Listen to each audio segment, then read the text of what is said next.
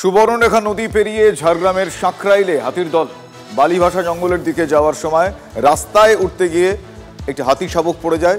সুর দিয়ে টেনে ধাক্কা দিয়ে বাচ্চাকে রাস্তায় তোলে মা হাতি। 12টি হাতিকে দেখা যায় সাঁকরাইলে। দেখুন সেই ছবি। সুর দিয়ে ঠেলে সন্তানকে রাস্তায় তোলার চেষ্টা মায়ের।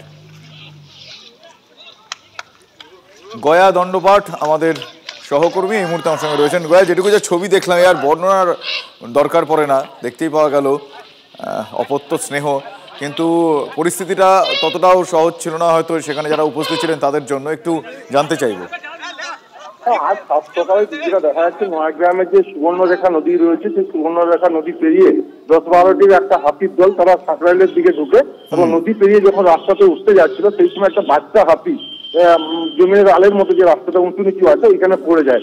দুটো হাতি, একটা মা হাতি এবং তার সাথে আর একটা হাতি ছিল। দুটো হাতি মিলে তাকে যেভাবে তুলো এলাকার মানুষ দেখে তা অবাক হয়ে গেলেন যে সাত সকালে যেভাবে জমিনের মধ্যে ঢুকে যাচ্ছে অনেক ধান ক্ষতি করছে, কিন্তু যেভাবে বাচ্চা হাতিটিকে মা হাতি এবং তার সঙ্গে তাকে আরেকটি হাতি যেভাবে সুর দিয়ে তুললো এটা দেখে এলাকার মানুষ হতবাক হয়ে গেছে।